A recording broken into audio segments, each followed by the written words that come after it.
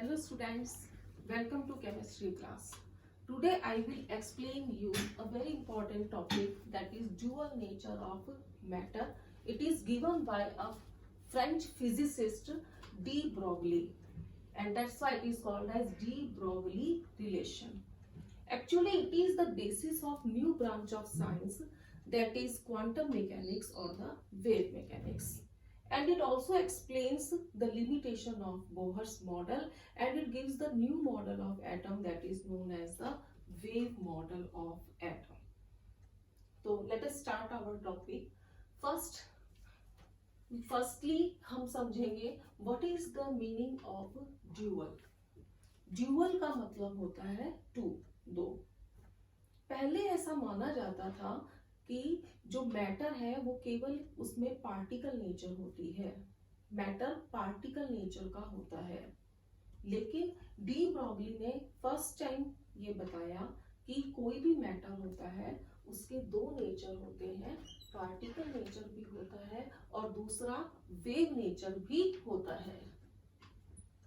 और इसको उसने मैथमेटिकल एक्सप्रेशन के थ्रू समझाया और इससे रिलेटेड उसने एक मैथमेटिकल एक्सप्रेशन भी दिया. अब वो कैसे डेरिवेशन किया वो देखिए आप. सबसे पहले उसने फोटोन के बारे में बात करी और उसने कहा कि अगर हम प्लैंक्स क्वांटम थ्योरी के अकॉर्डिंग चलें, जो ये कहती है कि मैटर कौन से नेचर का होता है, वेव नेचर का होता है, तो E is equal to h nu. It is a well-known equation given by Planck's. E is equal to h nu, where E is the energy of photon, h is equal to Planck constant, and nu is equal to frequency. And second equation, it is also a well-known equation given by Einstein, and it shows that matter has a particle nature. According to this, energy E is equal to m into c square, where m is equal to mass of photon and c is equal to velocity of light. So we have two equations, one is related to wave nature of matter and another is related to particle nature of matter. De Broglie ने इन दोनों को क्या करा, combined करा, और उसने ये कहा कि अगर हम इन दोनों एनर्जीज को इक्वेट कर दें तो h mu is equal to किसके इक्वल हो जाएगा, एम इंटू सी स्क्वायर के. तो h mu is equal to क्या हो गया, एम इंटू सी स्क्वायर. और हमें पता है कि फ्रीक्वेंसी इज इक्वल टू होता है light upon velocity of light upon wavelength, यानी सी अपॉन लैम्डा. तो अगर हम यहाँ पर इसकी वैल्यू पुट कर देते हैं, न्यू की वैल्यू पुट कर देते हैं c बाय लैम्डा, तो हमारी इक्वेशन बनती है, यहाँ पर हमारी जो इक्वेशन है that is h c upon lambda is equal to m into c square. और जब ये c से c कैंसिल हो जाएगा तो हमारे पास इक्वेशन आ जाएगी lambda is equal to H upon M into C. यहाँ पर लैम्डा का मतलब है वेवलेंथ, h का मतलब है प्लैंक्स कांस्टेंट, m का मतलब है मास ऑफ फोटोन और c का मतलब है वेलोसिटी ऑफ लाइट. लेकिन ये जो इक्वेशन थी ये सिर्फ किसके लिए थी, फोटोन के लिए थी. डी ब्रॉगली ने ये कहा कि यही बात दूसरे पार्टिकल्स पर भी अप्लाई हो सकती है. ये दूसरे पार्टिकल्स कौन हो सकते हैं, ये जो दूसरे पार्टिकल्स हैं हमारे, ये कोई भी हो सकता है. एक मूविंग इलेक्ट्रॉन हो सकता है, एक मूविंग प्रोटॉन हो सकता है, ये एक मूविंग बॉल हो सकती है, ये हम भी हो सकते हैं अगर हम मूवमेंट में हो, कोई कार भी हो सकती है, anything which is in movement. So we can replace C with from V. हम सी को किससे रिप्लेस कर सकते हैं, वी से. What is the difference between c and v? c is the velocity of light while the v is the velocity of moving object. जो भी object move कर रहा है ये उसकी वेलोसिटी है. तो ये इक्वेशन केवल किस पर अप्लाई हो रही थी, फोटोन पे जो माइक्रोस्कोपिक होते हैं, जबकि ये जो इक्वेशन है ये सभी ऑब्जेक्ट्स के लिए अप्लाई होती है, चाहे वो माइक्रोस्कोपिक हो या मैक्रोस्कोपिक हो।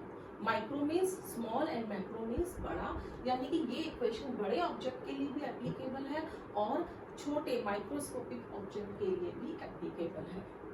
हमें पता है कि mass into volume is equal to होता है मोमेंटम, इसको हम क्या कहते हैं, मोमेंटम। तो इस इक्वेशन को हम ऐसे भी लिख सकते हैं, lambda is equal to h upon p। ये वो इक्वेशन है जो ड्यूअल नेचर ऑफ मैटर को एक्सप्लेन करता है। कैसे कि लैम्डा यानी वेवलेंथ ऑब्वियसली किसको एक्सप्लेन कर रही है, वेव नेचर को एक्सप्लेन कर रही है। और यहाँ पे जो मास है, ये मास किसको एक्सप्लेन कर रहा है, पार्टिकल को। वेव का मास तो होता नहीं है, मास किसका होगा, पार्टिकल का होगा। So in this equation we have particle character as well as wave character, that's why हम इसको क्या कह रहे हैं, ड्यूअल नेचर। और ये डी ब्रॉगली था जिसने ये कहा था कि मैटर के साथ के दोनों के पास होता है, उसका पार्टिकल नेचर भी होता है और उसका वेव नेचर भी होता है। ठीक है, अब यहाँ पर अगर हम इसको डिफाइन करना चाहें तो हम किस तरह से कर सकते हैं कि जो वेवलेंथ है that is inversely proportional to momentum, कि वेवलेंथ जो है वो किसकी प्रोपोर्शनल, इनवर्सली प्रोपोर्शनल है मोमेंटम के ऑफ मूविंग ऑब्जेक्ट। अगर कोई भी मूविंग ऑब्जेक्ट है तो उसकी वेवलेंथ उसके मोमेंटम के इनवर्सली प्रोपोर्शनल होगा। और इस लैम्डा को ही हम क्या कह देते हैं, डी ब्रॉगली वेवलेंथ। तो ये बात हुई हमारी डी ब्रॉगली रिलेशन के बारे में, डेरिवेशन के बारे में और इक्वेशन के बारे में। अब हम बात कर लेते हैं कि what is the significance of de Broglie relation. De Broglie relation का क्या सिग्निफिकेंस है, क्या यूज है डे टू डे लाइफ में, ये एप्लीकेबल भी है या नहीं है। तो यहाँ हम दो एग्जाम्पल ले रहे हैं। एक एग्जाम्पल में हम किसकी बात करेंगे, बॉल की, जो कैसा है, मैक्रोस्कोपिक है, मैक्रोस्कोपिक है, यानी कि वो कैसा है, बड़ा ऑब्जेक्ट है। और एक पे हम बात करेंगे इलेक्ट्रॉन की, जो कैसा ऑब्जेक्ट हो जाएगा, माइक्रोस्कोपिक हो जाएगा, माइक्रोस्कोपिक ऑब्जेक्ट हो जाएगा। तो बॉल है, हमने एक बॉल ली है और उसका मास कितना है, 0.1 kg है, और माना कि इसकी वेलोसिटी इस वेलोसिटी से मूव कर रही है 60 मीटर पर सेकेंड की वेलोसिटी से ये मूव कर रही है। और हम इसका क्या निकालना चाहते हैं, वेवलेंथ। हमें क्या दे रखी है, वेलोसिटी यानी क्या दे दिया, v, और मास यानी क्या दे दिया, m। और h कौन होता है, हमारा प्लैंक कांस्टेंट। और प्लैंक कांस्टेंट की वैल्यू क्या फिक्स होती है, 6.62 into 10 to the power -34 is a very simple. हमने जस्ट विन की वैल्यूज पुट कर दी और हमने इसका लैम्डा निकाला, तो वो अप्रोक्सीमेटली कितना आ गया, 10 to the power -34 metre, 10 to the power -34 metre. बहुत ही छोटी अमाउंट है ये, और इतनी छोटी वेवलेंथ है कि हम इसको मेजर इजीली नहीं कर सकते। और यही कारण है कि जब कभी बॉल, क्रिकेट की बॉल या कोई भी बॉल जब मूव करती है तो हमें उसका केवल पार्टिकल नेचर ही नजर आता है, हमें उसका वेव नेचर नजर नहीं आता। क्यों नहीं आता, क्योंकि उसकी वेवलेंथ बहुत छोटी है, इतनी छोटी कि हम उसको मेजर करना उसको मुश्किल है, तो वो हमें ऑब्जर्व नहीं होती। इतनी छोटी वेवलेंथ जो है उसको हम ऑब्जर्व नहीं कर सकते। इससे क्या बात सिद्ध हुई, इससे हमें ये पता लगा कि जो डी ब्रॉगली रिलेशन है, माना कि ये मैक्रोस्कोपिक्स के लिए एप्लीकेबल है, but it is not significant for macroscopic substances. Macroscopic substances के लिए इसका कोई सिग्निफिकेंस नहीं है, क्योंकि इसकी वेवलेंथ इतनी छोटी है कि हम उसको मेजर नहीं कर सकते। तो चलिए स्टूडेंट्स, हम अब अपना अगला टॉपिक करते हैं, और वो है हाइजेनबर्ग्स अनसर्टेनिटी प्रिंसिपल। हाइजेनबर्ग जो है वो जर्मन फिजिसिस्ट था, और उसने प्रिंसिपल दिया जिसका नाम था अनसर्टेनिटी प्रिंसिपल। तो यहाँ पर ये बात आ रही है हमारे दिमाग में कि ये अनसर्टेनिटी किसके रिगार्डिंग हो रहा है, कौन क्या चीज अनसर्टेन है। एक्चुअली हाइजेनबर्ग ने हमें ये बताया कि यहाँ पर अगर कोई सब्सटेंस मूव कर रहा है, मूविंग सब्सटेंस है, और हम ये चाहते हैं कि उसकी पोजीशन और उसका मोमेंटम दोनों साइमल्टेनियसली माने एक साथ और सही सही निकाल दें, इट इज नॉट पॉसिबल।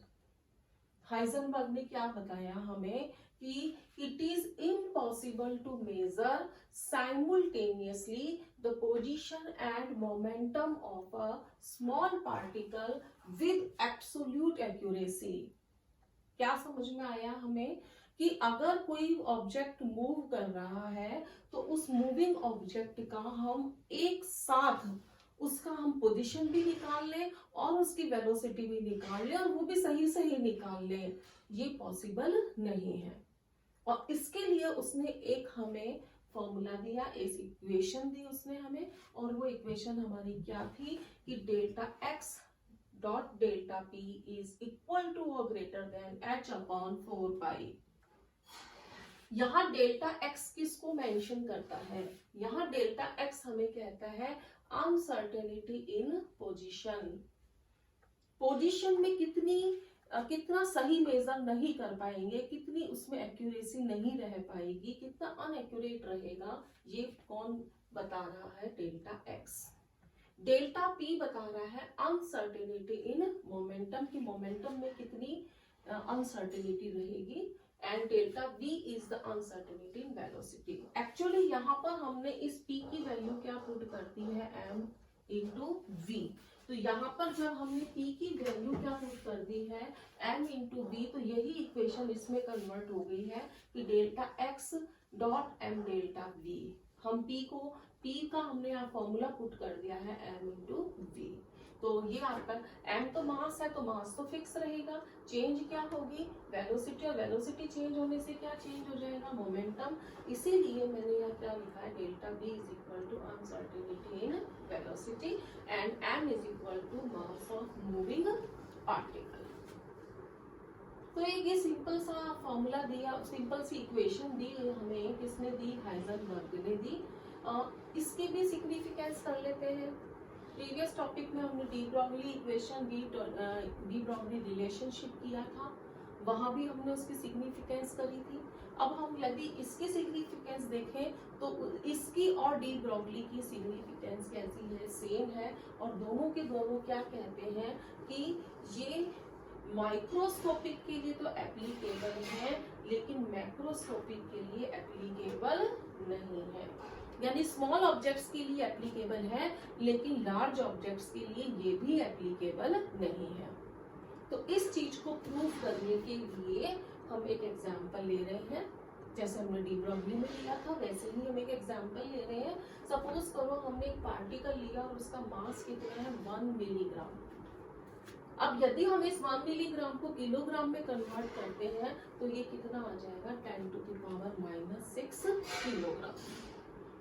अब उस पार्टिकल का मास है, हमने यही फॉर्मूला अप्लाई करा और इसमें हमने h की वैल्यू पुट कर दी 4 पाई एंड m की वैल्यू पुट कर दी, तो delta x into delta v की वैल्यू कितनी आई, 10⁻⁻28 मीटर स्क्वायर सेकंड इनवर्स। अब आप देखिए 10 की पावर में क्या है, -28, इट मीन्स ये क्वांटिटी बहुत ही कम है, इतनी कम है कि हम इसको मेजर नहीं कर पाएंगे। अब हमने यहाँ पर क्या करा, अगला पार्टिकल लिया और वो पार्टिकल हमने क्या लिया, इलेक्ट्रॉन, तो वो बहुत ही माइक्रोस्कोपिक होता है, इसीलिए जब हमने उसके लिए निकाला delta x into delta we तो वो आया 10⁻⁻⁴। तो जब हमने बड़ा ऑब्जेक्ट लिया तो वैल्यू कितनी आई, 10⁻⁻28। जब हमने स्मॉल पार्टिकल लिया तो वैल्यू कितनी आई, 10⁻⁴। तो it is easy to measure, it is not easy to measure, that's why for microscopic it is applicable but for macroscopic it is not applicable. So this is all about the significance of Heisenberg's uncertainty principle. अगर इन दोनों topics में देखा जाए, de Broglie equation में और Heisenberg uncertainty principle में, तो इनके न्यूमेरिकल्स जो है वो इम्पोर्टेंट है, एग्जाम में काफ़ी पूछे जाते हैं। तो मैंने यहाँ पर एक आपका एक न्यूमेरिकल समझाने की कोशिश करी है आपको, कि ताकि आप बाकी के रिलेटेड न्यूमेरिकल्स भी कर सकें। तो यहाँ हमने न्यूमेरिकल लिया है और उस न्यूमेरिकल के अंदर हमने गोल्फ बॉल की बात करी है, और वो गोल्फ बॉल जो है उसका मास है 50 ग्राम। यहाँ हमें क्या याद रखना है कि जितनी भी वैल्यूज पुट करेंगे ना वो एसआई सिस्टम में करेंगे, और एसआई सिस्टम के अंदर जो मास है वो किस में होता है, किलोग्राम्स में। तो हम इस ग्राम को किस में कन्वर्ट करेंगे, किलोग्राम में, और जब किलोग्राम में कन्वर्ट करेंगे तो ये 10 टू द पावर क्या हो जाएगा, -3। स्पीड दे रखी है इस गोल्फ बॉल की, स्पीड कितनी दे रखी है, 45 मीटर पर सेकेंड, यानी ये उन्होंने हमें क्या दिया है, वेलोसिटी दे रखी है इसकी, वेलोसिटी। लेकिन यहाँ एक ट्विस्ट है क्वेश्चन में, और वो ट्विस्ट क्या है कि इसकी स्पीड की एक्यूरेसी 2% है, यानी कि अनसर्टेनिटी इन वेलोसिटी जो है वो कितनी है, 2%। वेलोसिटी कितनी है, 45 मीटर पर सेकेंड, लेकिन इसमें अनसर्टेनिटी कितनी है, 2% है। तो एक्चुअली इन्होंने जो हमें वैल्यू दी है ना वो किसकी दी है, v की, और हमें वैल्यू किसकी चाहिए, डेल्टा v की, और ये डेल्टा v उन्होंने हमें किस में दे रखा है, परसेंटेज में। तो हम इसको कन्वर्ट करेंगे डेल्टा v की एक्चुअल वैल्यू में। तो परसेंटेज का 2% का मतलब क्या हुआ, 2/100, और हमारे पास को जो वेलोसिटी दी है वो कितनी है, 45, तो मल्टीप्लाइड विद 45, और ये हमारा आ जाता है 0.9 मीटर पर सेकेंड। तो एक्चुअली जो ये 45 मीटर पर सेकेंड था दैट इज v। हमें v नहीं चाहिए, हमें क्या चाहिए, डेल्टा v। तो हमने इस v से क्या निकाला, डेल्टा v निकाला, और इस डेल्टा v की वैल्यू कितनी है, 0.9 मीटर पर सेकेंड। तो इस क्वेश्चन में दो जगह पे ट्विस्ट था, पहला तो यहाँ यूनिट कन्वर्जन का, और दूसरा था कि इन्होंने हमें वैल्यू जो दी वो किसकी दी, v की, और हमें चाहिए क्या था, delta v। So we have to convert v into delta v। अब हमने नॉर्मल वैल्यूज पुट कर दी इसके अंदर, तो वैल्यूज पुट करने पर हमारा जो डेल्टा x है वो कितना आ गया, 1.46 into 10 to the power -33 metre. तो ऐसे ही काफी न्यूमेरिकल्स हैं कि जैसे इसमें उन्होंने डेल्टा x निकाला है, ऐसे ही किसी न्यूमेरिकल में वो आपसे डेल्टा v निकलवा सकते हैं, या आपसे क्या निकलवा सकते हैं, डेल्टा p निकलवा सकते हैं, या आपसे क्या निकलवा सकते हैं, m निकलवा सकते हैं। बाकी सारी वैल्यूज डायरेक्टली और इनडायरेक्टली आपको दी गई होंगी, तो आपको सिंपली वैल्यूज पुट करनी है, और यूनिट्स का थोड़ा ध्यान रखना है, तो आप इजीली इस न्यूमेरिकल को कर सकते हो। आई होप आपको अच्छे समझ में आ गया होगा। आज मैंने दो टॉपिक कवर करे हैं, first one is de Broglie relation and second one is Heisenberg uncertainty principle. दोनों के दोनों जो प्रिंसिपल्स हैं, these are the basis of new model of atom, that is the wave mechanical model of atom। हमने देखा जब ये chapter हमने स्टार्ट किया था, हमने बहुत सारे मॉडल्स पढ़े। सबसे पहले हमने थॉमसन मॉडल पढ़ा, उसमें लिमिटेशंस आई, फिर रदरफोर्ड मॉडल आया, फिर रदरफोर्ड मॉडल में लिमिटेशंस आई, फिर हम बोहर्स मॉडल लेकर आए। अब बोहर्स मॉडल में भी क्या आई है, लिमिटेशंस आई हैं, और उन लिमिटेशंस को रिमूव किया है हाइजेनबर्ग अनसर्टेनिटी प्रिंसिपल ने और डी ब्रॉगली ने, जो आगे जाकर के साइंस की एक नई ब्रांच का बेस बनाते हैं, और वो नई ब्रांच है क्वांटम मैकेनिक्स, जिसकी डिटेल्स आप हायर लेवल में यानी बीएससी या आगे की क्लासेस के अंदर उसको आप पढ़ेंगे। ठीक है, सबको समझ में आ गया। अब आप इनके न्यूमेरिकल्स की थोड़ी प्रैक्टिस करें, आपकी बुक में दिए हुए हैं, एनसीईआरटी में भी, एनसीईआरटी में एडिशनल बुक में नेट पे आप कहीं भी सर्च करोगे तो आपको बहुत सारे इससे रिलेटेड न्यूमेरिकल्स मिल के रहेंगे। ठीक है, तो stay home, stay safe and do study.